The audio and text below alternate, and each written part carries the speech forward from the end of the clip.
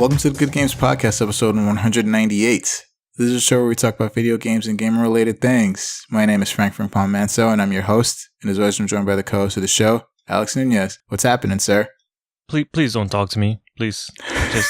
I don't. No. Hey, Alex, I got a question for you. No, I don't want to. Just answer me one question. Oh. So what's 66 times 3? I have no idea. Yes, you do. It's this number. It's this numbered episode right here. And we're keeping up a very, very, very long tradition of ours. The third time we're doing this, and I'm so happy.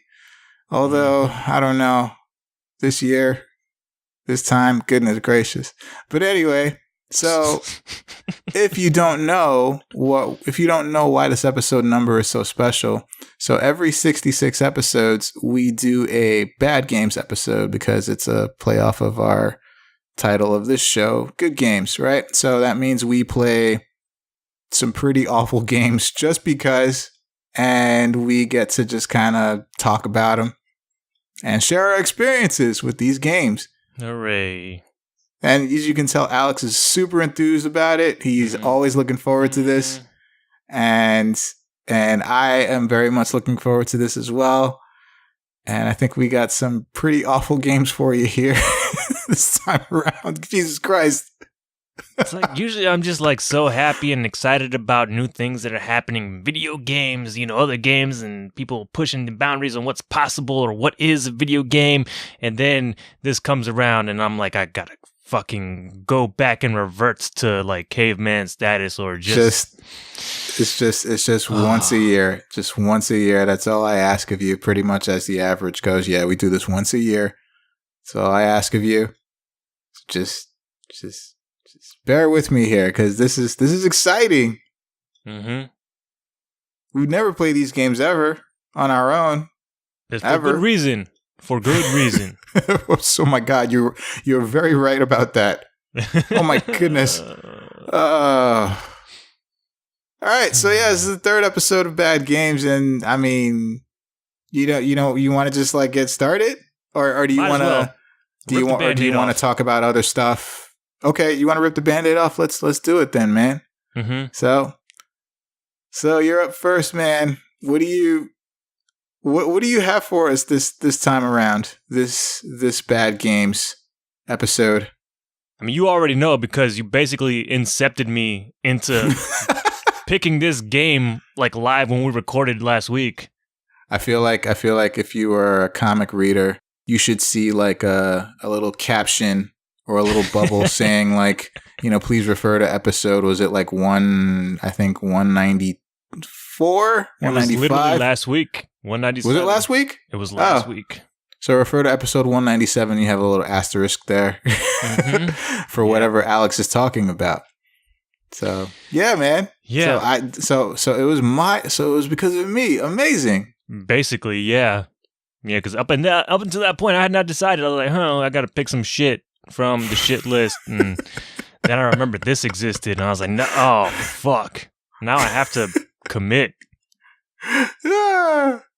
Commit I did. So thank you, Frank. No problem. Thank you so much. No problem. The best part about this game is that it is like an hour and a half. It ended? Oh, okay. Yes, it ended, and it ended so soon, in the blink of an eye, basically, cool. Which was fantastic. But I don't know. Yeah, I played Bubsy, the Woolies Strike Back. I don't know why, but Bubsy just crawled out of his grave and was like, I gotta be relevant in 2018. And, dude, I don't even know why I mentioned Bubsy last week. We were talking about mascot characters or some shit. And I think Bubsy, he was trying to be one of those, and it didn't work out. Mm-hmm. And then Bubsy just started, just kind of like the brainworm, man, started happening for you. Yeah, I mean, that was the thing back in the days. Like, you had to have a mascot platformer of some sort, and there were so many. Like Arrow the Acrobat, remember that guy? Yeah, Arrow. Freaking, you had like Rayman, Sly Cooper, Crash. Like after the 16-bit era, but okay. So then I'm thinking like maybe like Bonk's Adventure, like Bonk like TurboGrafx Yeah. 16, like that. Like he was trying to be a mascot character. There was like one or two more in that era. I'm sure there was. I remember PS1 era. What about was Croc? Remember Croc? Yeah, I do remember Croc. Yeah. What about God damn it! What the hell was its name? Dynamite Heady. Oh my God, Dynamite Heady. What What about was his name Sparky or Spark from Rocket Knight Adventures? Something like that. God, I can't think remember. it was Sparky. I think the name was Sparky. I could be wrong, but yeah, I think that was another one. Even though that game wasn't terrible. Yeah. And yeah, there was a bunch of like these like wannabe characters. Didn't quite like nail the popularity like Mario and Sonic, but yeah, they were out there. They tried for sure. And Bubsy was one of them. Yeah, Bubsy came back. Yeah, I never played any of the Bubsy games back then, but I don't know, it just seemed weird that this was coming back, but like I was like, hey, if they do well by it, then sure, why not? But I don't know, they didn't do that great of a job. Although it was weird to see the Accolade logo in a new game. I forget when this was released, if it was this year or last year, but again, just seeing this is recent. Accolade come up on my screen in like sort of HD graphics. Weird. I was like, wow, okay, this is bizarre. How did you? Who are they even still alive? They're still around? Yeah, it's so bizarre. Such a weird like trip through time. But yeah, this game is I don't know. It's not like terrible. Like it's kind of playable, but I think the main detractors are like level design is kind of like whatever. You're just jumping around, and I think you have like 3 actions. So you have your jump, which obviously, because it's a platformer, everyone's got to have a jump. Then you also have a pounce ability, and then you have a glide ability, which also kind of doubles as your double jump. And the pounce kind of like shoots you off horizontally, but also at an arc, like an upward arc. And I think that the game wants you to use that to attack enemies, but it's hard to attack enemies, especially when you're on the same plane as them, because if they're right up on you, you will arc over them instead of into them, which I was kind of annoyed with sometimes. But yeah, it's this is the typical platformer sort of deal. You have to collect a bunch of yarn balls because that's the thing in Bubsy. I don't know, he digs yarn or something because he's a bobcat. Of course, I don't know, that makes sense. Sure, why not?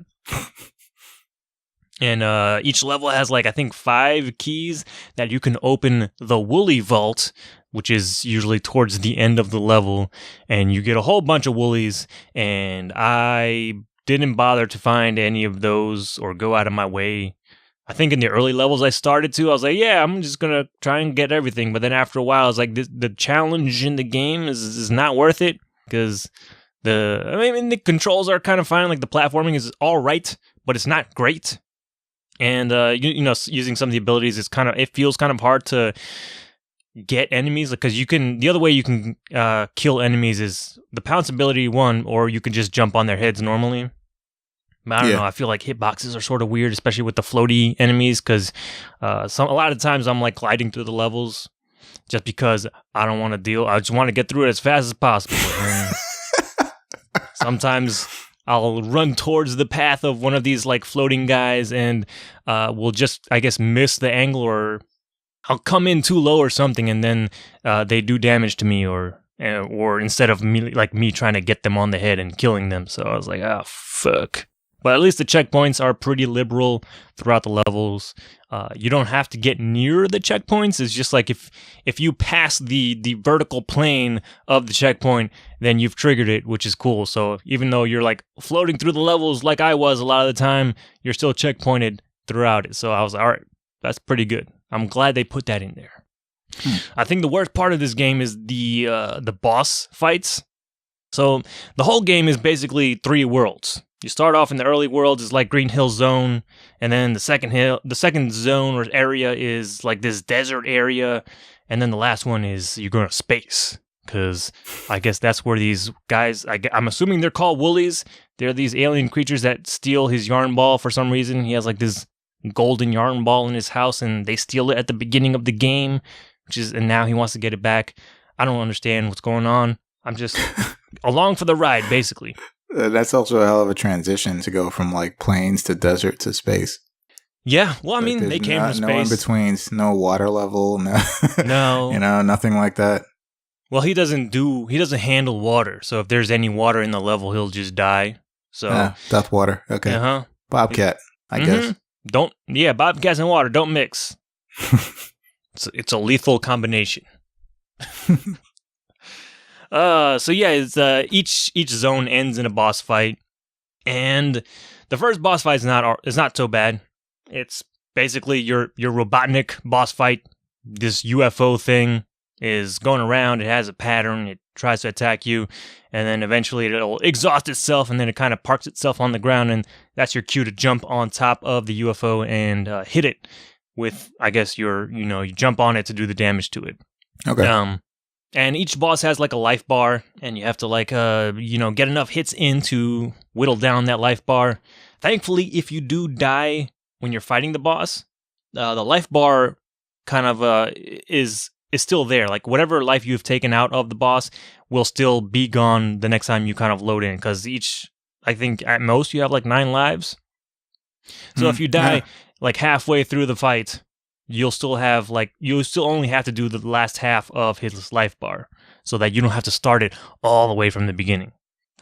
However, if you lose all of your lives, then you have to, start from the beginning and go back into the level select and do all that from the beginning. But if you still have enough lives when you're fighting the boss, then you're good. You're just kind of slowly whittling away and learning the patterns of the boss. But the second and third boss fights were kind of frustrating because they don't really do a good job of telegraphing what is happening or what is going to happen in terms of the attacks.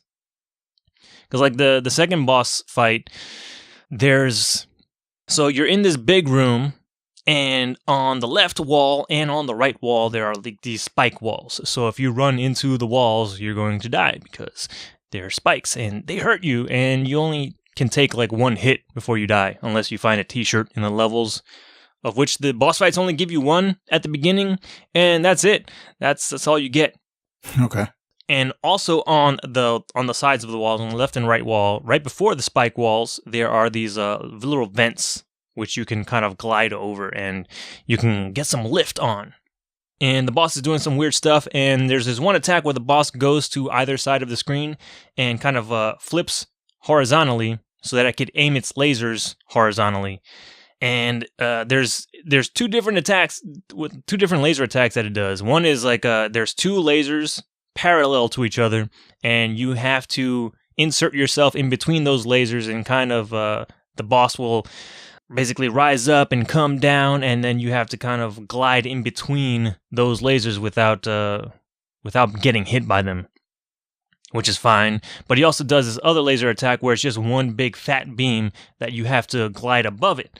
But like the animation for getting into, or before it activates the laser, it has like these red lasers that kind of crisscross, but they don't crisscross in any discernible way that at least I could visually tell, oh, this is going to be the double laser, or this is going to be the single laser. I could not tell which one was going to hit. So it's very important to know if I'm going to need to insert myself in between the 2 lasers or go above it.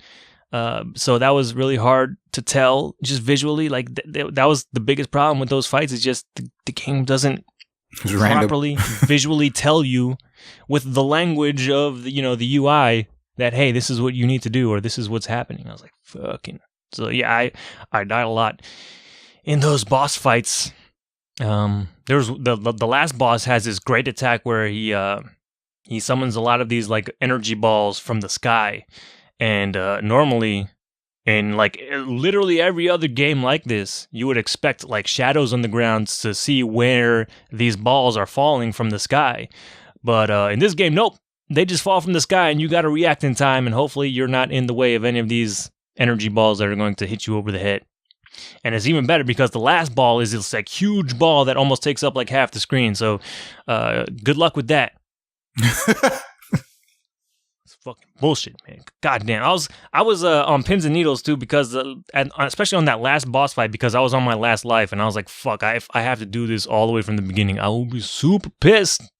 But luckily I got him last hit with my last life and I beat the game and it was fantastic because I don't have to play this shit ever again.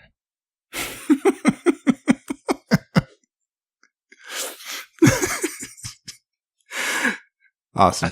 I think the worst part is that when you beat the game and the credits roll, there's this like little teaser image at the end where it's like Bubsy, I don't know why, but he looks like a fucking James Bond spy. He's got like a gun, he's pointing it up, and he's in a tuxedo and everything. And then he's in front of like a pure white background, and then there's text next to him saying, Bubsy will be back soon.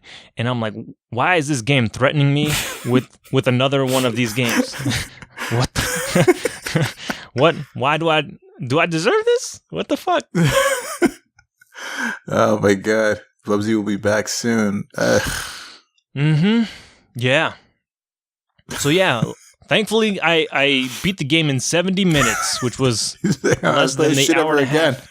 Uh-huh. God, yeah, in each level it does like the thing where it's like, oh, hey, you know, there's like, it keeps track of if you've collected everything in the game, and I think there's also I don't know if it's an achievement, but it keeps track if you've died in the level, so you get a reward, presumably, by beating the level without dying.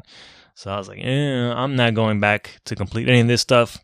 The other terrible thing about the game is that it only has like a handful of voice lines for Bubsy, and oh boy, they can get old, but again, luckily I didn't spend so much time with the game. But especially when he's gliding, he has a lot of lines talking about like, hey, I'm gliding and I don't know how I'm doing this. And I'm like, what? This is like one of your core abilities, and every time that you do this, you're going to be like, hey, I'm gliding, but I don't know. This is cool, I guess. I don't know what the hell is going on. I don't know how I'm defying gravity, as if this is some new thing to the Bubsy universe. I don't know if it is or not, but he makes a comment about it every single time, and I'm like, this is I don't know, this is bizarre to me. And yeah, it's like very bad dialogue too. Well, I don't know if I want to call it dialogue because he's the only one talking, but it's just, yeah, a lot of bad, like something you would expect from like a 90s game is just a lot of like this bad dialogue. And I don't know why, but like it feels like when you start a level, he'll make some weird comment, like he'll make a comment about some writer's strike or something, and I'm like, what is going on here? Trying to break that fourth wall. If this is a comment on something else that was going on, or if like they're like, if they're commenting on the quality of this dialogue, like somebody on the programming team was writing all this dialogue, was like, I don't know what the fuck I'm doing. Let's just go. I'm in control now anyway, so. Yeah, Bubsy at one point said something like, I'm just reading this stuff. I don't know what is going on. It was like bizarre. I wish I could remember specifically. There's no context. Yeah, it's just, what? Where is this coming from? Boy. It's like trying to break through the fourth wall, but the fourth wall is in some other dimension or something. I don't know who they're talking to. Oh my god. Yeah, but yeah, that was pretty much my experience with Bubsy. The Woolies Strike Back. A lot of bad level names too. Like I think the worst one was like Star Claws. The last, I can't even fucking remember. It was just so bad. It was like No Country for Old Cats or something. Really? Yeah. Oh no. It's bad. Each level has a password too, for some reason. What? Yeah. That's weird. It is weird. Because I guess presumably you could like skip levels, but because like each time you're in a zone on the map, you can see all the levels, but the ones that you haven't gotten to yet are locked. So presumably you could go to the locked ones and, unlock them with the password. If you have the password, how are you going to find the password if you don't know it, if you haven't beaten the game yet? Like the internet doesn't exist, but it only exists for that zone. So like if you're still in zone 1, you can't go to zone 2, even if you know the password, which is bizarre. But yeah, some of the passwords are just like, on the nose, like, oh, hey, Wooly or Bubsy. And then sometimes there are two that are like Sonic and Mario are passwords for certain levels. I'm like, what? Okay. Oh, shit. Yeah. It's weird. I'm just going all out. Yep. Yep, but yeah, that's about as much as I want to talk about Bubsy. Unless you had some other, I don't know why. questions about this game. I'm just in love with Star Claus. I don't know why. Yeah. I think it's hilarious. Star Claus. Oh my god, it's so simple. I wish I could remember the subtitle because it was equally dumb. Star Claus. Oh my god, I'm gonna be thinking about that all night. Oh shit. Mm-hmm. Oh, also, I don't know if I mentioned it. This game was $20. What? Wait, why? What? I have no idea. You can beat this game in an hour, and it costs $20. Oh my god. Yeah. Okay. Wow. Mm-hmm.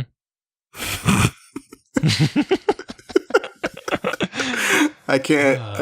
Okay. Wow. I will Okay. also note that I am drinking this episode because I need something to take the pain away. Oh, dude. Oh, man, I'm way ahead of you. Way ahead of you. All right. Well, I guess with that out of the way. I'm sorry. Okay. How did you celebrate? All right. So I celebrated with a game. So I played a game called Dinner Date. Okay. So now, okay. All right. So Dinner Date. All right. Let me set it up for you here. So Dinner Date is a game. It's a game about a guy named Jerry who is who's waiting for his date to show up at his apartment.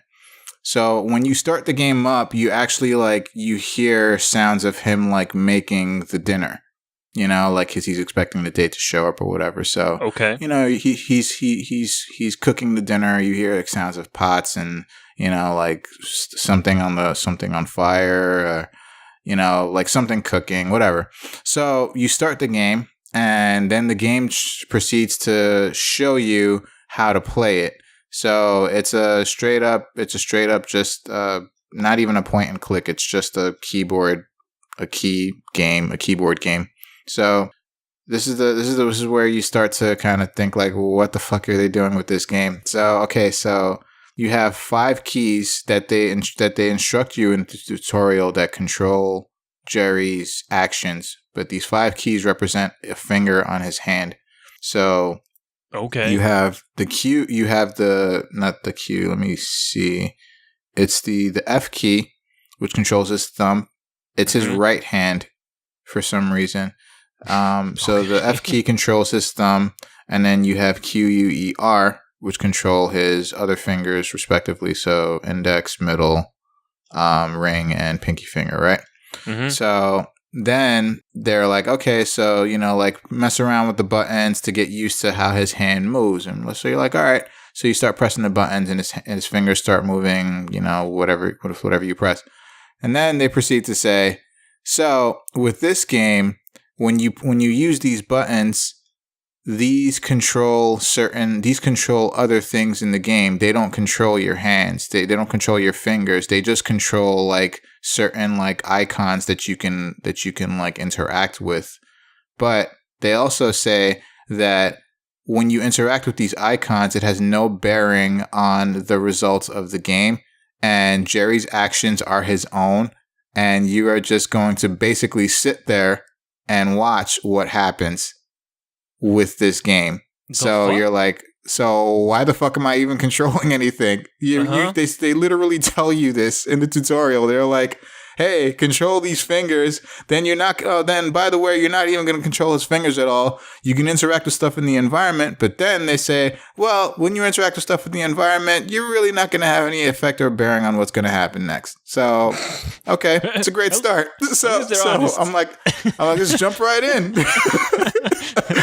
So I'm all right, let's jump right into this. So, so when you start the game up after the tutorial, you're sitting at a table, and you have like it's in a kitchen. It's a very small apartment from the looks of it. And it's also a very small kitchen from the looks of it. So to your left is like the kitchen sink and the countertops and stuff like that, and the stove. To your right is a window. In front of you is an entryway where the front door, obviously, where a person can come in from the front door and come into the kitchen from. So you're just like kind of like looking at there's a seat in front of you, the table, there's like plates there that you set up. So then you're just like looking in front of you, and then Jerry just starts talking to himself. And he realizes that his date, Maiko, Japanese girl that he fancies at work, is running late. So they were supposed to have this date at 7 o'clock p.m. This is important. They were supposed to have a date at 7 o'clock p.m. and she's 10 minutes late. So it's like, all right. So he starts rationalizing to himself. It's like, oh, maybe, she missed her bus. Maybe she's running late. Maybe this, maybe that. And then time starts to slowly pass. And all the while, you have all these fucking keys just flying in your face, just saying like, hey, interact with me. So one of the keys, the F key, which was supposed to be your thumb, is actually for you to look at the clock that's on your top right. And every time you look at the clock, it seems that Jerry's dialogue almost is in tune with any commands that you press. Almost. I say almost because you'll find out why it doesn't mean a fucking thing later. So you look at the clock, for example, and when he looks at the clock, he's like, well, she's running a little later now. Now it's like 20 minutes, let's say. And it's not real time, thank God. So then you look with like with the Q key to like your left to the stove, and he's like, oh man, the food is there, it's prepared. I'm just waiting for her to get here. And then all of a sudden, you're like, you know what? Let me take a drink of wine, to kind of like take the edge off. So you take a drink of wine, and when you take a drink of wine, the game fades out. And you're like, what? And then it fades back in. And you're like, what's happening? And so all of a sudden you see like all this food on the table. You see like bread on the table, and there's more wine on the table. And then there's these other like appetizers on the table. So you're like, all right, I guess, he's kind of like gotten set up so that he is still waiting for this girl to show up, and she's not there yet. Uh-huh. So then you start interacting with the new things. You start interacting with the bread. You start interacting with like, some wine. You start like playing with the idea of like, well, should I drink more wine? Should I not? So at this point of the game, I would say about like 5 to 10 minutes have gone by, like real time. So I'm like, all right, let me see something. So all these keys again, like, Q, W, E, R, N, P. They start adding new keys for no reason, like N and P and I think X. So I was like, okay, Z. So I'm like, all right. So then, all this time, Jerry's talking to himself. He's like talking to himself, saying like, I really fancy Maiko. And I want to have sex with her, and I want to do this with her, and I want to, wake up next to her and stuff like that. And then he starts talking about like this other guy at work, and like how this other guy at work is like a fucking asshole. And, he starts just like complaining and venting to himself about this other dude at work. And so he starts thinking like, oh, maybe like, I hope she's not like, I hope she's not with that dude. And then he's like, man, I should have gone dancing with my friends. At least they're getting laid out at the academy or whatever, blah, blah, blah. Wow. So, so all this time, I haven't pressed a thing. I haven't pressed a thing in like almost 10 minutes, right? And I'm just listening to this dialogue play out. And so then he goes to the wine again, and he's like, you know what? Maybe I should take another sip of wine. So I'm like, oh, maybe I should press something. And then I don't know why, but something told me not to. And you know what he goes and fucking does? He fucking takes a drink of wine on his own. Uh-huh. Yeah. And I'm like, oh, fuck. Are you serious? Like, so, like, they really meant it when I literally have no control over what's happening right now. So then he takes a sip of wine, and as just like before, everything fades out to black and then fades back in. And I'm like, okay. So I look at the table, and now there's soup on the table, and there's more bread on the table, and there's more bottles of wine on the table. So you can see where this pattern goes. Jerry keeps talking to himself, and the more wine he drinks, the more his thoughts are kind of like, a little more like negative, abrasive, and he starts rationalizing that Maiko's not going to show up because in the game's time now, apparently about 3 hours have gone by. And yeah, it's like almost 10:30 on the clock. And he's, he's thinking like, you're like, all right, she's probably not going to show up. And then, so now he's starting to get into that negative zone of like, like what the fuck did I do? Or who the fuck does she think she is? And so on and so forth. So then he goes and drinks more wine and fade in, fade out, fade in, I should say. And then it's nighttime, like completely dark outside. Cause I think like wherever he is, it was like still, the sun was still kind of out or setting. So it's completely dark outside. And you look down at the table, there's no more food, no bread, no soup, no food, nothing, no wine. It's just a pack of cigarettes. So he picks up this pack of cigarettes, like drunkenly, and then he goes to the window and he's just more dialogue, more senseless dialogue about him and his life and so on and so forth. And then he takes one cigarette and he starts to smoke the cigarette. Again, all on his own. Didn't press anything. It's been about a half hour real time.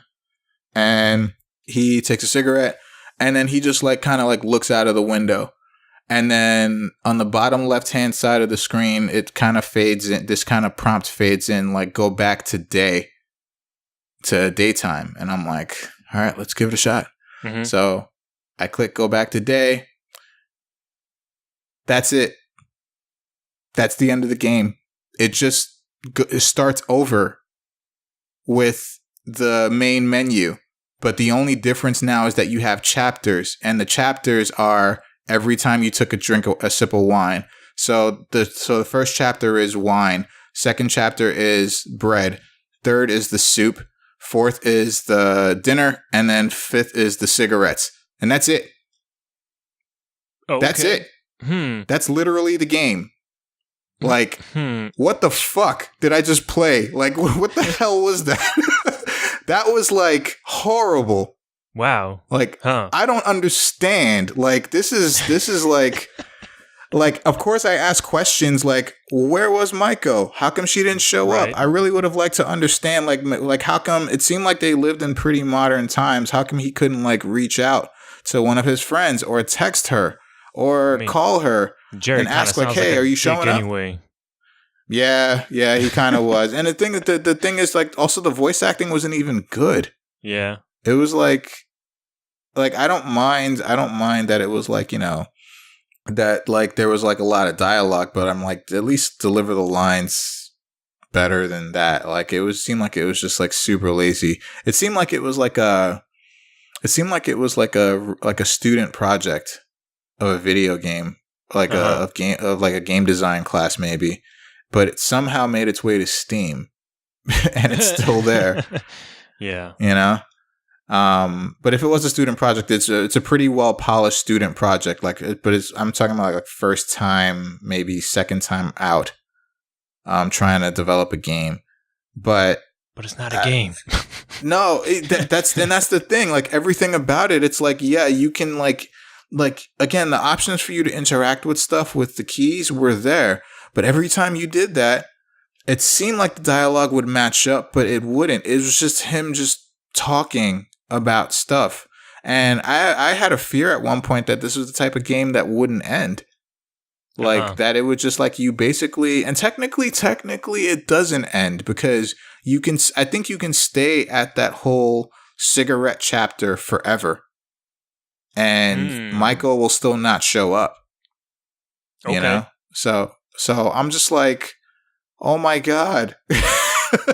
Like I would say as a whole, I played the game for about 40 minutes. Okay. And I went back to after I went back to daytime, I started the game over again just to be sure if there was like any difference. Nope. No difference. So I'm like, all right, I think that's it for this. I think that was a pretty terrible experience. Like for the fact of the matter is that I didn't have any control over what happened, and they literally told me that I wouldn't have control. Right. So then again, I feel like I really just want to know what the hell happened to Maiko and like how come she stood him up. So it was there anything like on the Steam store page that hinted that this was this kind of experience? Oh yeah, absolutely.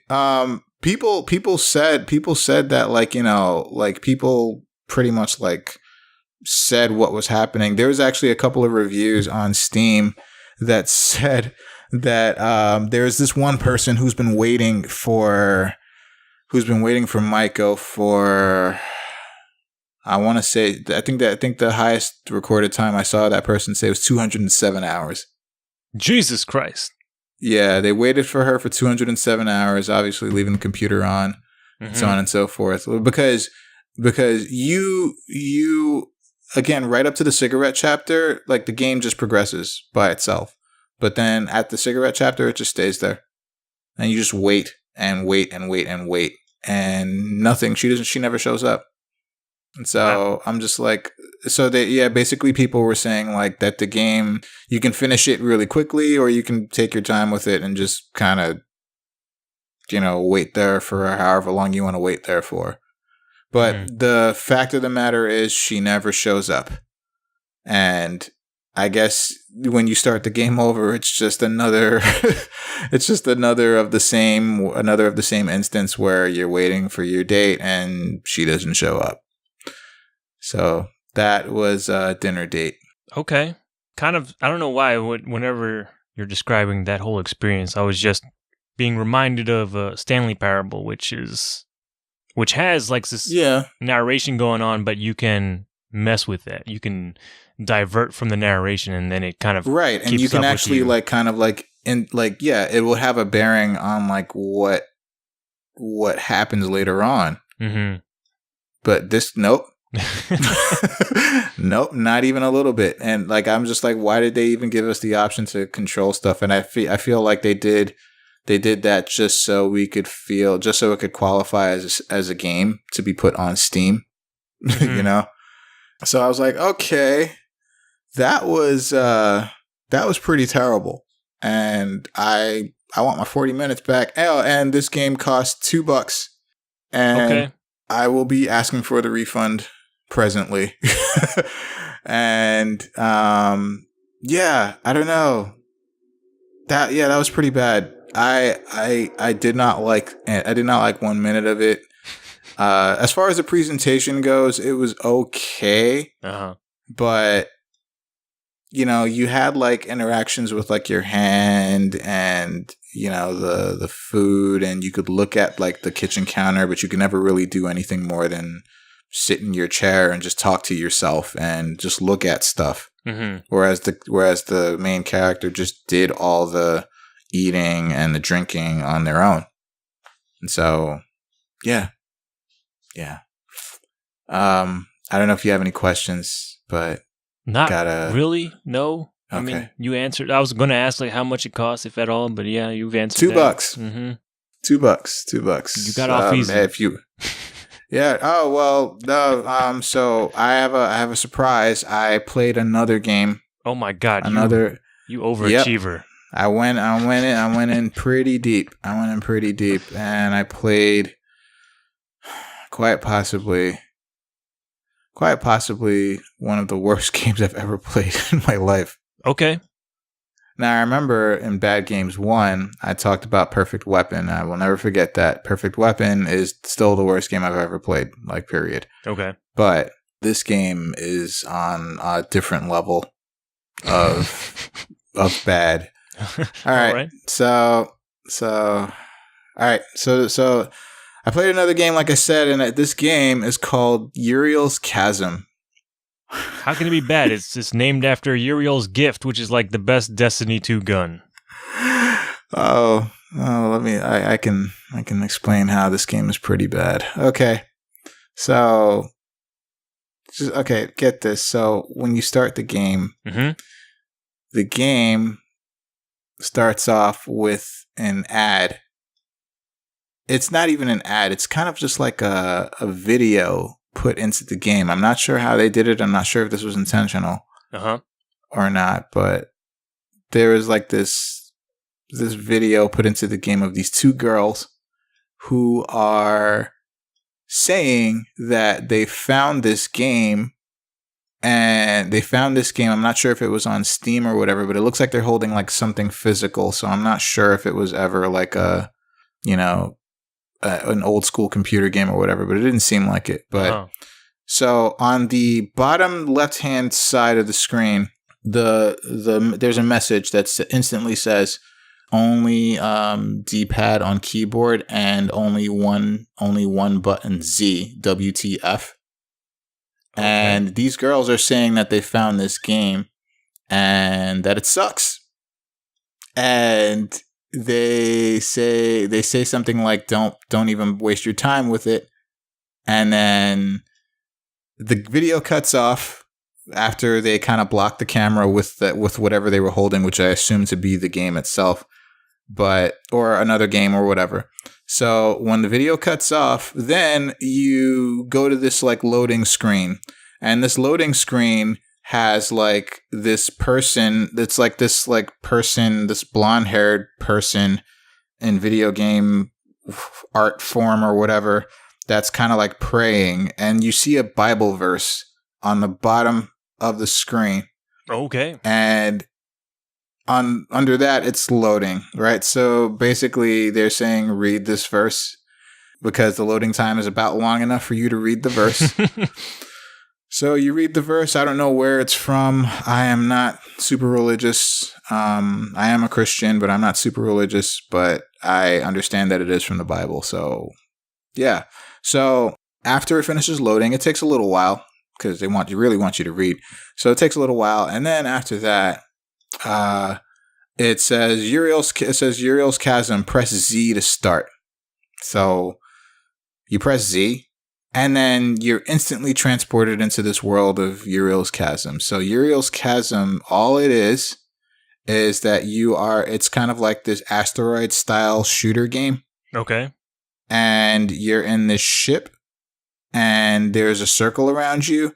And there's like asteroids that are all over the place. And again, bottom of that, right below your kind of circle around your vehicle, Bible verse, right down there in the center. You can read it for yourself the whole time. And so you can move around with the D-pad as indicated in that video. And you're moving around and you're just shooting asteroids.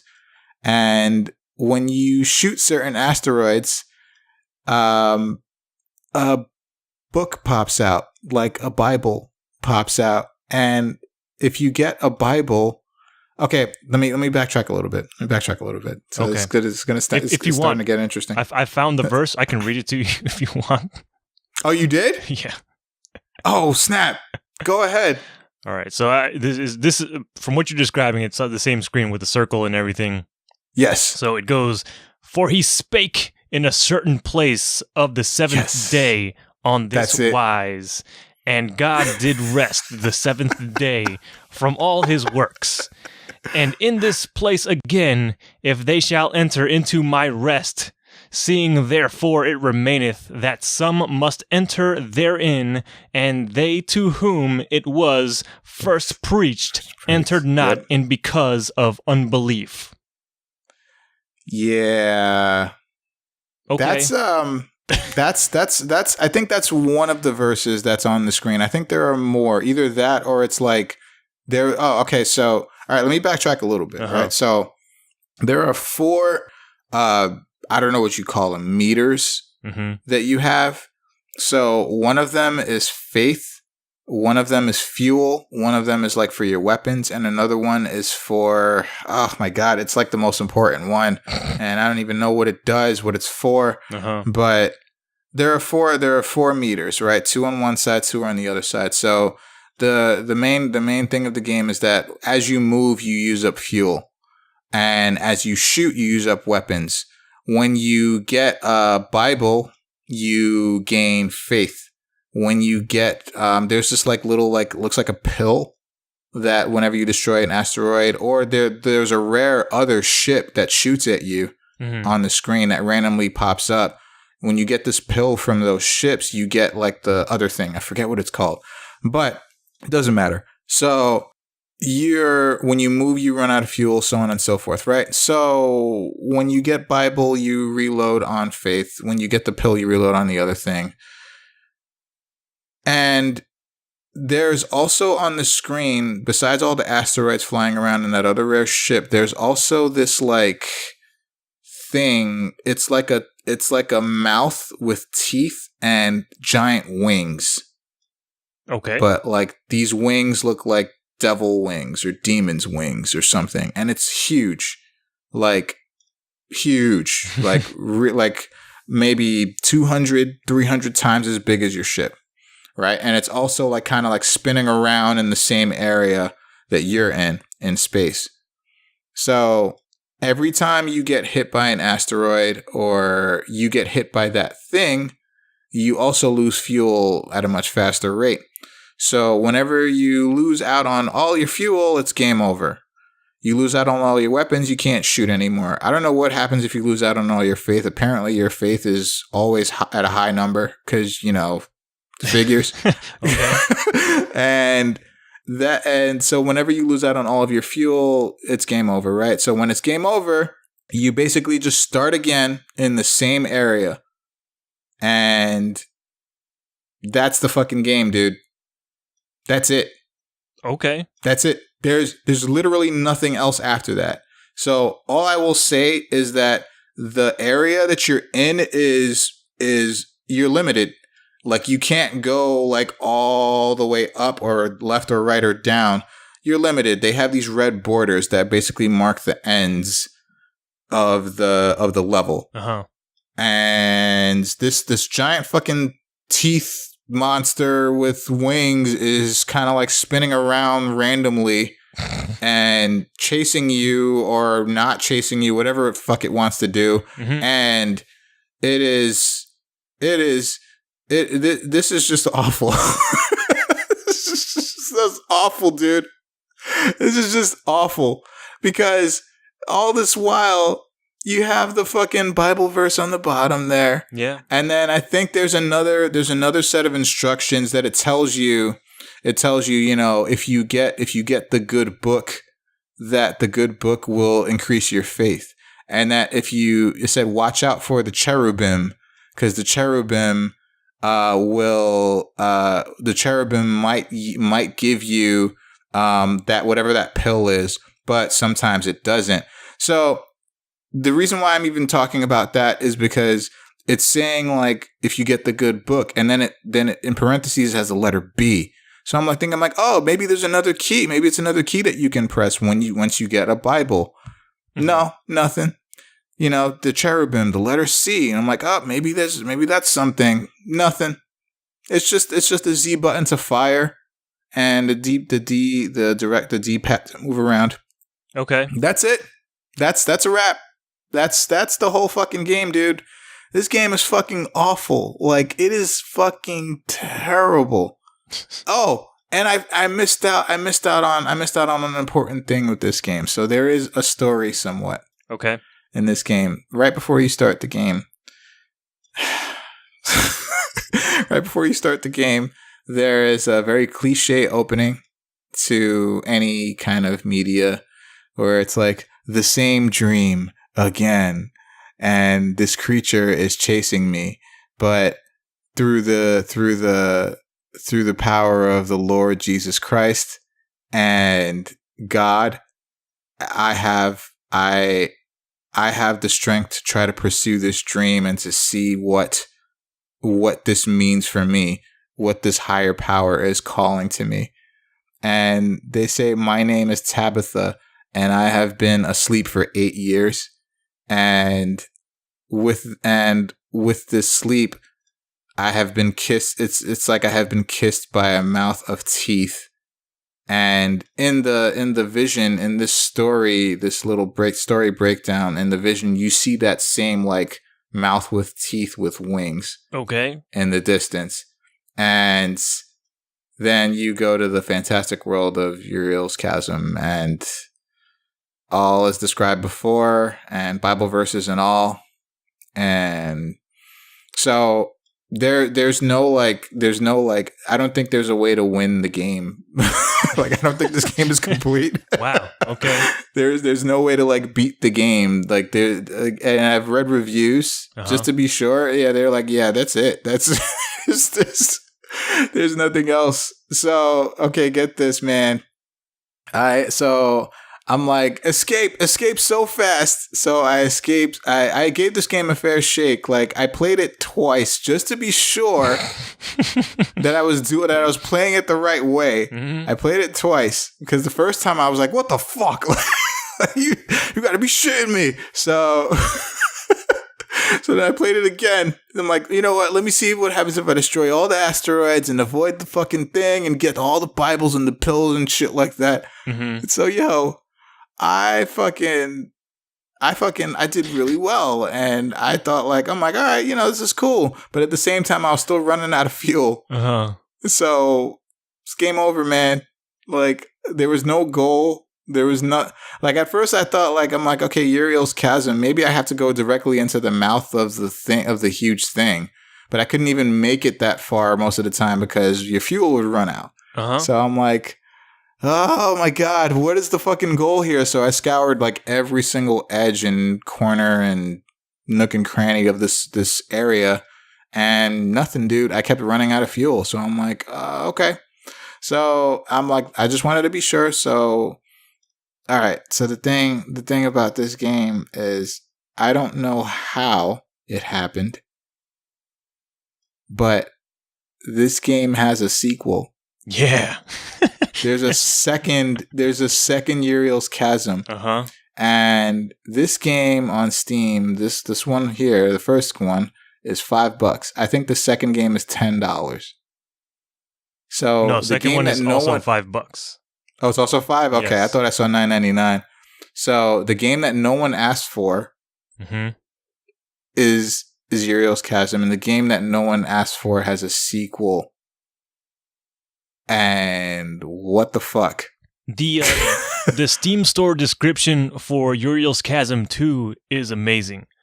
I will share it with you right now. Oh, please do. Uriel's Chasm 2 is an allegorical, multi-genre love story and exploration of the biblical themes of paradise and sacrifice versus offering. Oh! Wow. What? That is a lot to swallow. I don't understand. How did this make it? How did this make it? I gotta say, just going through the reviews of these games is highly entertaining. If anyone is curious, it so is, dude. It's hilarious. Mm-hmm. It's fucking hilarious. It's fucking hilarious, dude. God. I think one person, I forgot what one person said about it, but they were I think there were people that were actually saying that this game was good and life changing. And I'm like, okay, maybe those people are more on the religious side. Uh-huh. But then there are people that were saying that on a technical level, this game is fantastic and great. And I'm like, what? Are you serious? Some of those reviews seem to only have 0.1 or 0.2 hours on record. Right. 0.1 hours, 0.2 hours. I saw someone played it for 1.5 hours, basically. Uh-huh. I'm like, well, why? If the reviews are to be believed, Jesus himself reviewed this game and gave it a positive rating. Yeah. But if you actually read that review, it's fucking stupid. It's nonsensical, yeah. Yo, I was just like, what the hell? What the hell is this? How did this happen? I don't know. what the fuck, dude? Like, yo, this is one of the worst. The worst. And I'm like, they allowed this? They Jesus Christ. And I know that's a play on words, but still. Mm-hmm. You know, but wow. So, yeah, Uriel's Chasm. If you really want to experience it for how bad it is, please, by all means, buy it.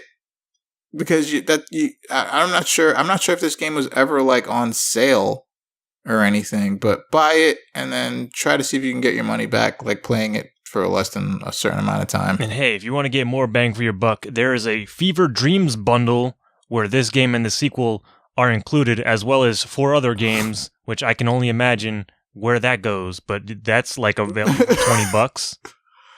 Oh. Oh my god, dude! I'm just like, my stomach hurts, man.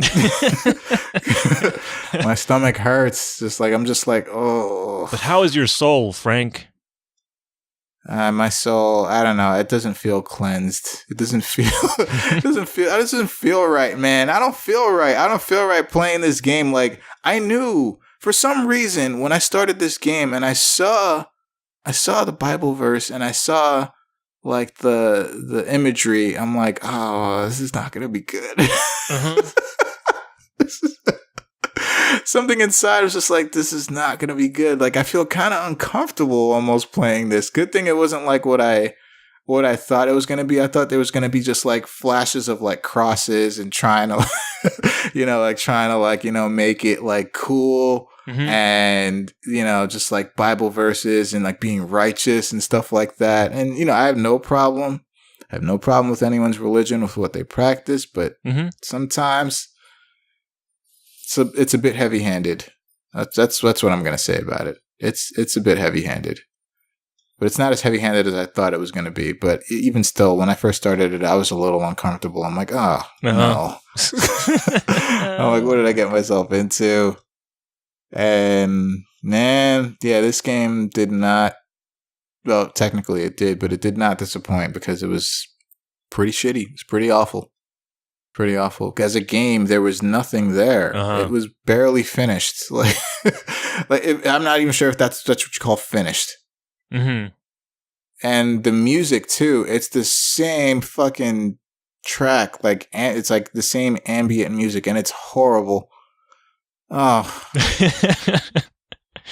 Oh, man. It's like someone on their Casio keyboard just hit like the same 3 keys over and over again in different patterns. And that was just noise. It wasn't music. Uh-huh.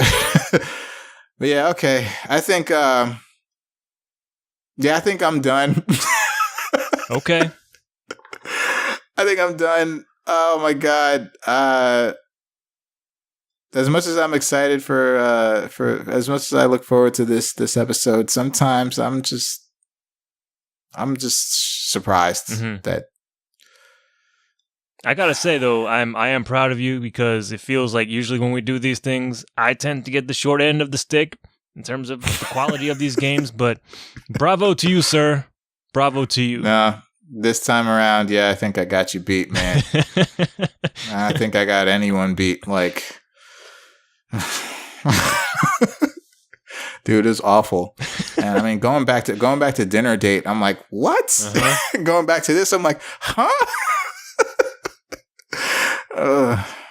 So yeah, I don't know. Do you have any questions or anything about this? No, I'm trying to forget everything you said about this because I fear the consequences of having too much of knowledge of this game in my brain. You want to try it, don't you? Nope. I do not. I'm good. All right. I'm just you can be honest with me if you do wind up trying it somehow, someday. You just let me know what you thought about it. Hey man, if you're up for another playthrough, I will watch you play it, but I will not play it myself. I'm never playing any of those fucking games again. Fuck that shit. Like I already refunded Dinner Date actually. Wow. I put in the request to refund Dinner Date actually, and as soon as we're done with this, I'm doing it for Uriel's Chasm. And buying the sequel. Soon. No. As soon as we're done here. Oh man, that game is going back. What a shame to work. Fucking awful. Oh my god. Okay, so let's move on from the disaster that were all of those games. Mm-hmm. And let's move into headlines. So another, again, if you're not familiar with Bad Games episode, another kind of tradition that we do is that we kind of tend to try to focus on headlines, because that's usually our next segment after games we talk about. We focus on headlines that aren't necessarily great. Like they can be, but I think the underlying or overarching message is that it's pretty bad news. So first up, so the Sega Genesis Mini, aka the Mega Drive Mini, was announced a few days back as we record. And that's obviously to commemorate the success of, not to commemorate, but to kind of latch onto the success of the NES Classic and SNES Classic. So the reason people are like, well, that's not a bad thing. I'd love a Sega Genesis Mini. So yeah, of course, that's a good get, right? But I'm not sure if people are familiar with the Mega Drive Flashback or the Genesis Flashback that actually is still in retail stores as we speak. And that was the first attempt of kind of trying to capitalize on the success of the NES Classic and SNES Classic. And I think it came out around the time of the NES Classic. Mm-hmm. But anyway, breaking it down, the Flashback was a mini Sega Genesis that I think you could actually put Genesis carts in it if you wanted to, but it also did come preloaded with games. And it was a fucking disaster. Like, it was a fucking disaster. I think you can find it on Amazon. But it's a fucking disaster. So basically they had pretty much all like barely known third-party games, and any games close to like a first-party game on the list like didn't even run correctly. I'm talking about the digital version. Oh, and forget about playing any actual Genesis cartridges. This didn't work. I'd say for like most of the units that were released.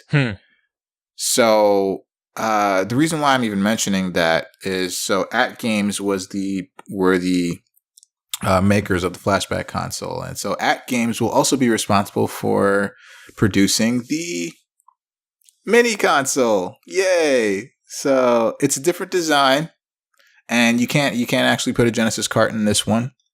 I think the only thing that's kind of like similar to the old Genesis consoles are the volume track button, the volume track lever that the old Genesis had, the first Genesis had, and I think the games that they're going to put on the list to the eventual upcoming list will be more first-party titles, Streets of Rage, Sonics, and so on and so forth.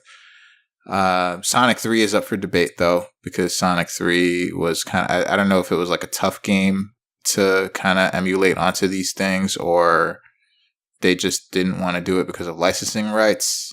Because a lot of the music in that game, still Michael Jackson music licensed and so on and so forth. So, it's kind of a crapshoot there. We'll see. But I'm sure the Mega Drive Mini, I'm hoping it's going to be a success, and I'm hoping that they'll kind of like fix the problems that the Flashback had. But it's the same developer, and it seems like Sega is more, I would say they're more involved. Exactly. That's the word. They're more involved in the development of this particular iteration of the Sega Genesis Mini or Sega Genesis Classic, if you want to call it that. Yeah. So, I mean, yeah, that's cool. I don't know. What do you think about this? Did you get any kind of feelings about this thing being announced? A little bit, like just because of the design of the thing, because it looks really cool. Yeah. It's like the NES Mini. It's just a smaller version of the Genesis. But again, I'm also very skeptical because they kind of fucked it up the last time, and Yeah. enough so that I don't have much faith in them if they're having their hands on it in any way, shape, or form. But so yeah, I hope for the best, but I'm not gonna hold my breath. Yeah. Yeah. I don't know. I want to see how it turns out, and hopefully, like, you know, they really hopefully will pay attention to like the games that are on the list that they'll release digitally, and I'm not sure as to how many. You know, it was just announced. That's literally all we know at this point. Yeah, it's coming soon. I think they said this year. Okay, later this year. So, yeah, we'll see. We will see. We'll just have to wait and see, like so many other things. So, all right. So, the next article. I like doing this part of Bad Games episodes because it's just like every time I look at the headline, I laugh because it's just like, God damn, it sucks. Wow. So, okay. It really does suck. Like, it's horrible. Mm-hmm. So the headline is Halo Pro's controller disconnects during World Championship match. Fuck. I don't really have to say much more than that. But to break it down, so there was a Halo World Championship was happening, and the particular player in question was a player with the gamertag Spartan, Tyler Gonza. And the tournament pot was $1 million. Dang. And yeah, that's a lot of money. And so him and his team were battling for the top 3 spot. And so they were basically still in the tournament. They were battling for the top 3 spot. And then suddenly his controller disconnected.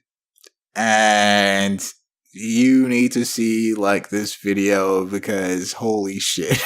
The reaction was like, oh my God. Like, I would be fucking furious. Like, what? And so the thing is, okay, so however it shook out, his team was up in kills when it happened, but that little pause allowed the opposing team to kind of like take over from there. Uh-huh. So instead of fighting for top 3, they went home in 4th place. So it was that bug could have been that disconnect could have been the game breaking thing for them. We won't know, but it's a pretty huge factor, I would think. That is nuts. So yeah, so I don't know, man. Like, so the thing is, like, if you're looking at this, he was playing wirelessly. No, he was playing wired. He was? He was. Yeah, because in this article, they post a tweet of his. It's like, it has just a picture of him giving the middle finger to his controller. But in that thread, you can see like people are like, oh, you should have been playing wired. And he's like, I was playing wired, dog. Oh, shit. Did not go that far into it. I did not know that. Holy fuck. Mm-hmm. All right, that sucks even more. Then I don't know what the fuck happened. That controller, that controller fucking sucks. Then, dude. Oh my God. Or maybe some power thing through the console and the arena that they were in that wasn't getting enough power to the USB or something. Weird shit like that has happened before. I don't know what the case was here, but that is fucked. that is fucked, dude. Oh my God. They were on the way. You know, they could have, who knows what place they would have come in, but I'm pretty sure that disconnect was a huge factor in them not making top 3 and not continuing with the tournament. Yeah. And that fucking sucks, dude. I would think that, like, for $1 million pot, of course you share it with your teammates, but still, that's a lot of fucking money. Yep. That's a lot of fucking money for a fucking quick disconnect. Yeah, for something that is completely out of your control, that is terrible. Yeah. Yeah. That fucking sucks ass. Mm-hmm. I don't know. Do you have anything else to add? No, I'm just going to repeat that fucking sucks because that's exactly how I feel about it. Yeah, oh my God. How else can you take that? That is terrible, man.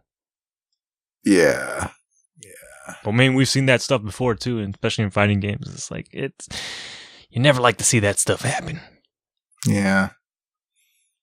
All right, moving on to the next article. So the next headline reads, the FTC warns console makers about warranty restrictions.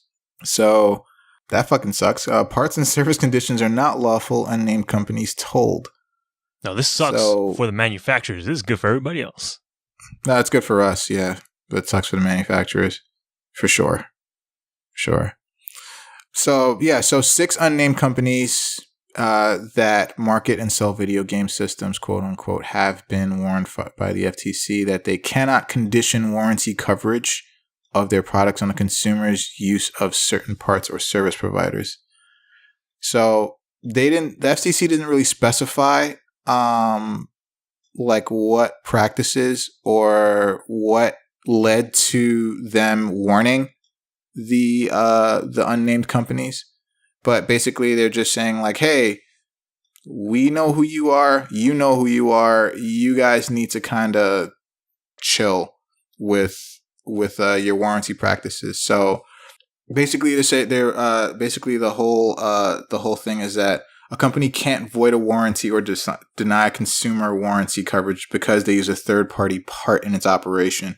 Mm-hmm. So if you're kind of like modding your console for whatever reason with a different part, then the company can't be like, oh, well, the warranty is void if you change anything. Not necessarily. Or if you break this label, warranty is void. Right. Like that's gone, it seems. Or it's on its way out. Yeah. So it's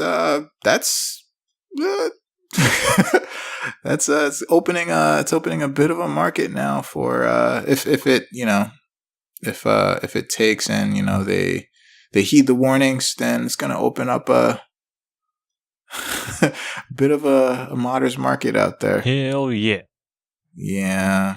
So yeah, they basically told them to review their warranty policies and to make sure that they don't say anything that they don't say anything that that kind of like implies that if anything different is used or if like anything's broken or whatever, that the warranty is void. Yeah. So they can't say that anymore. Yeah. So yeah, I mean that's something. Yeah. That's something. That's I don't know. What do you think about this? I think this is great. Fuck you guys for trying to void my warranties because I'm sending it to someone else to fix it or, adding in whatever. Right. Or just, I don't know, opening it up to clean out the dust or something like that. That's fine, but I mean, it could even like it's like even with the language, it could be like, oh, you replaced a hard drive for this console with a different hard drive. Mm-hmm. Like, warranty's void. Like, what? Mm-hmm.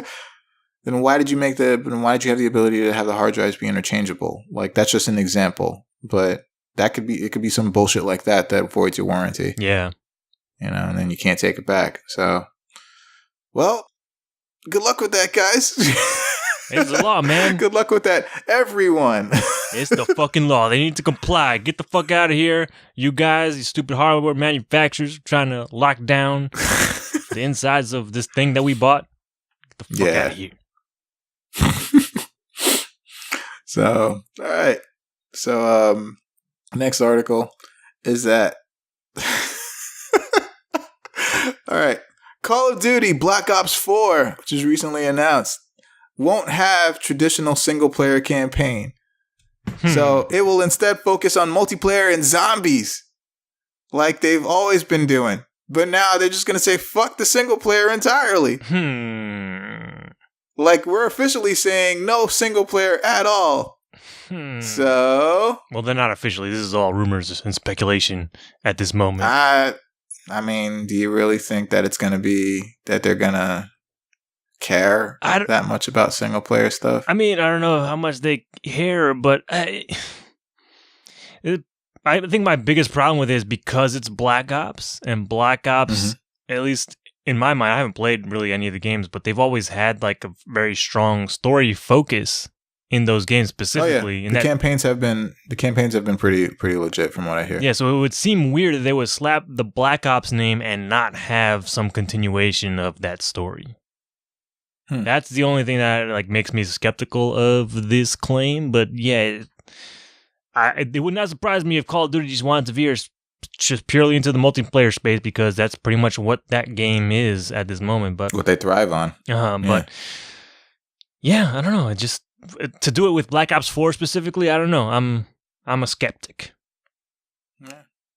I don't know. I for one, if this pans out to be true, I'm not surprised. Like, this was, like you just mentioned, this was basically where the series has been going. Even though the single player campaigns have been pretty good for the most part, but even still, I mean, multiplayer is where it's at. You know, people don't play the single player campaigns. People play Call of Duty for, you know, forming teams and shooting people, shooting others, other humans. I mean, also Titanfall tried this same thing by just purely focusing on multiplayer and no story, and that collapsed. Yeah, that didn't do so great. Yeah, that collapsed big time under its own weight. But they are saying in this article too that the according to their sources, they might be focusing more on cooperative modes to take place of the single player content. So I don't know if that's going to be like story based co-op or what. But if they are doing that, that kind of makes a little more sense. But it would not surprise me if they just kind of branched off and focused more on the multiplayer stuff. But I don't know. Activision is a weird beast. They stick to this yearly schedule, putting out a new Call of Duty every year, and it's got, you know, blockbuster, AAA, single-player content and multiplayer stuffs, and yeah, they try to put every mode in there as possible just to fit it in this one nice little package. And I don't know, I'm curious what the reaction would be if they did split it off. It's like, okay, here's the single player, here's the multiplayer. Choose your side. Yeah, I wonder if they can kind of DLC that in there. Maybe at a later date if enough people demand it. The single player specifically? Or if there's yeah, like maybe they'll have it already planned. And in a classic DLC fashion, they'll just say, "Hey, you want to play the single player campaign? Well, you got to pay some more for it." And then that'll kind of get the people to give them more money for nothing. Yeah.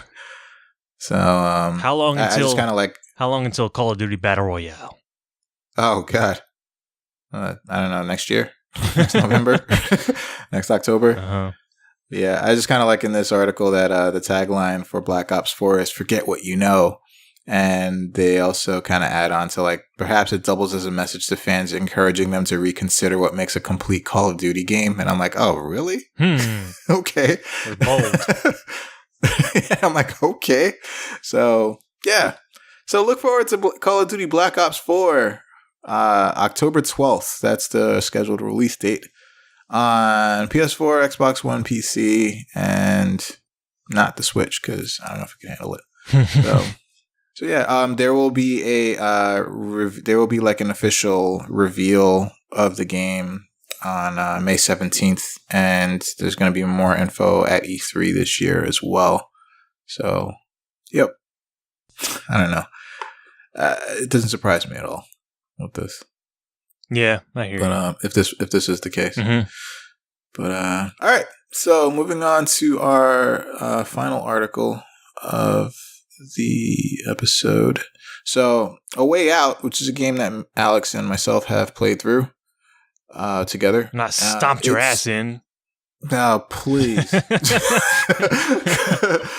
Please Connect 4. Connect 4, motherfucker. God damn it. I'm going to break this fucking bottle right now. Shit. So A Way Out sold more in 2 weeks than EA apparently thought it'd sell in its lifetime. which is hilarious to me. Yeah, fuck you, EA. Take all this money, you dumb motherfuckers. Yeah. Oh, wait. Yeah. They're getting paid. Yeah. They're getting paid. Yeah. So yeah, as they want to be. Mm-hmm. That's how they want to be. So the article starts with saying a way out seems like a tough sell. But EA, like I said, they expected it to sell like less than 1 million in its lifetime, and it sold 1 million already in just 2 weeks of being out. Wow. So that's huge. That's pretty That's big. huge.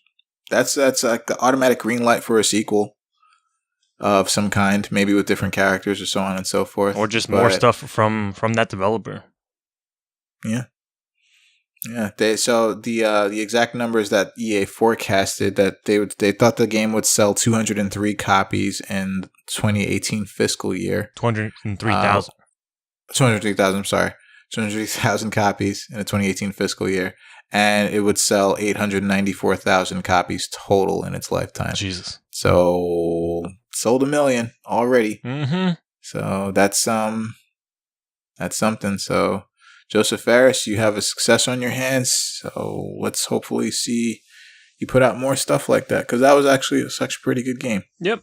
Good game. Good co-op experience, I think.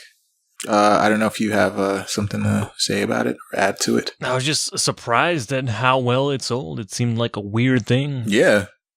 Yeah, it did have that like vibe of being kind of like a... They say it's a hard sell, and I think I agree with that. Like, to me, it seemed like something I was interested in playing, but like it wouldn't really like appeal to a whole lot of people. Yeah, and especially because it requires the co-op, either like couch co-op or online. But I think part of it was like that goodwill of them letting one person just download the trial for free, and then as long as one person has a legit copy, then you're good to go. Yeah, I think that helped out. I think that helped a great deal. It had more people like be exposed to it, and therefore it was a much easier sell. I think with that regard, I think that helped out a lot. Yeah. Yeah. So yeah, that's pretty awesome. It's pretty awesome news. It's kind of shitty though that EA was like, yeah, you guys aren't gonna break 1 million like ever. And like ever, and well, they're well on their way to doubling that. Yeah, if things continue at this rate. So that is gonna about do it for headlines for this week. So Alex is gonna go ahead and take us through new and upcoming releases, and the show kind of gets normal here. So it's not like all bad games coming out or whatever, but it's just, normal. Thank goodness. We've gone through the bad stuff, and now we're kind of just going to like the show kind of peters out and kind of normals out here. And so Alex is going to go ahead and tell us what we have to look forward to this week. Yeah, this is where we wash the bad tastes out of our mouth. Thank goodness. But yeah, so for this week, the week of April 17th, first up, we've got Yakuza 6, The Song of Life, is out now for PlayStation 4. Also great, you can, if you buy that game, it's the only way you can play Virtual Fighter 5 on your PlayStation 4. Yep. Which is a fucking dope game, and they need to make more of those games, because Virtual Fighter is fucking great. Hey, that rumor is still abound. I don't know. E3, they might reveal Virtua Fighter 6, man. Believe it when I see it. Yeah. But anyway, we also got this week Don't Starve Mega Pack for PlayStation 4 and Xbox One. Gunhouse for PS4. It's spring again for the Nintendo Switch. Although you could have had me fooled with the way the weather is. God damn it. Can't make up its mind. Nope. I hope for the Xbox One. Neo Atlas 1469 for the Nintendo Switch. Nice. Casey Powell Lacrosse 18 for PS4, Xbox One, and PC. Death Road to Canada for the Nintendo Switch. Ease 8 Lacrimosa of Dana for PC. Baffle, BAFL. It's an acronym. I bet you're wondering what it stands for. I'm going to tell you. It stands for Brakes Are for Losers for the Nintendo Switch. God. And finally, Real Bout Fatal Fury Special Arcade Archives Neo Geo for the Nintendo Switch. Then we also have a bunch of Friday releases this week. And 420 happens to land on Friday this week. So on this most special of days, you can look forward to Assetto Corsa Ultimate Edition for PlayStation 4 and Xbox One. Atomic Heist, Xbox One and PC. Babylon 2055 Pinball for the Xbox One. Drive On Moscow for PlayStation 4. Phantom Trigger for both PS4 and Xbox One. Slide, spelled with a Y, is out for PlayStation 4. Space Hulk Ascension for the Xbox One. The Way Remastered for the Nintendo Switch. This is a big one. God of War. Oh, shit. Is out on PS4. This is kind of like perfect timing doing this shitty episode, and then I can cleanse my palate with something really good. Well, people are saying that, and reviews are saying that God of War is pretty fucking good. Yeah, it's been getting them high marks. Holy shit. Mm-hmm. I'm excited. Mm-hmm. And finally, for Friday, Nintendo Labo is out. You can grab the Variety Kit. You can grab the Robot Kit. And you can also get the customization set. All for the Nintendo Switch on I'm pretty sure Friday. It's going to sell out.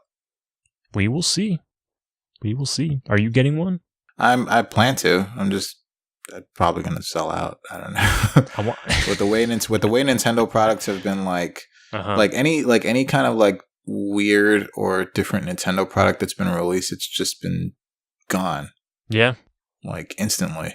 Yeah. I'm curious how much they stock shelves with that thing. I'm not sure. But yeah, we will find out soon enough. But yeah, other than that, that's going to do it for all our new releases and everything for this week. All right. Alex, yo. What up? we did a third Bad Games episode, man. Yeah, you're a madman. Oh man, it's just interesting. It's just interesting to me. But I just Bad Games, Jesus Christ. Mm-hmm. I think I understand. I think I understand how you feel. Well, I'm glad now that you've... But that's okay. After the third time, you finally understand the pain.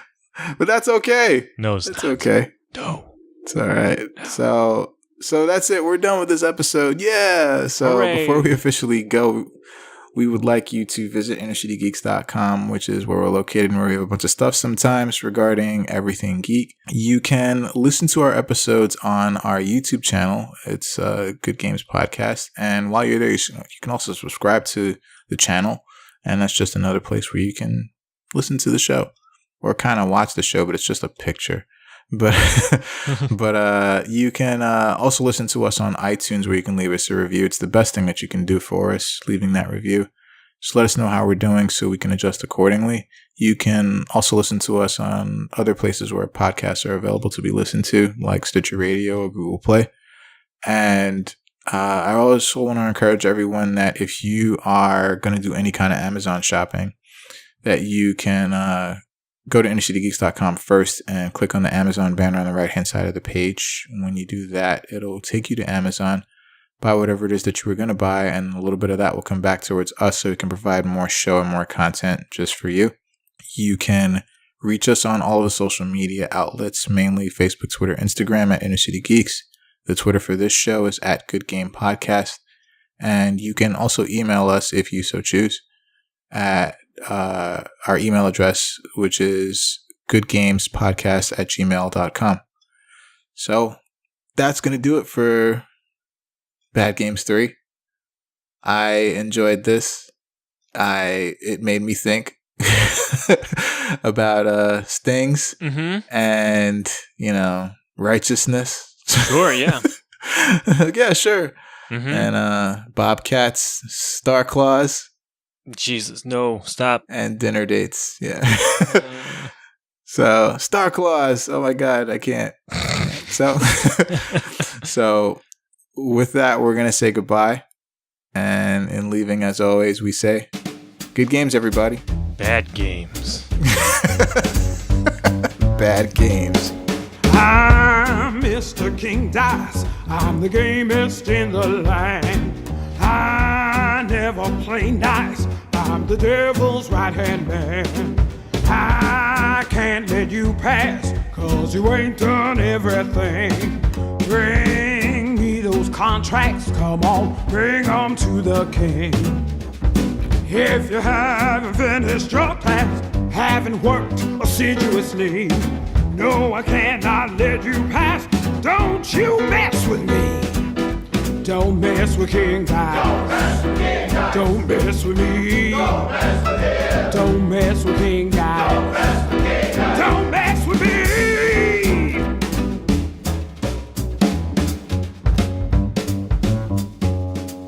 I'm Mr. King Dice. He just what I say. The devil has his price, and I'll make sure you pay. I don't have time to mess around, and I hope you will agree. Bring me those contracts pronto. Don't you mess with me. Don't mess with King Dice. Don't mess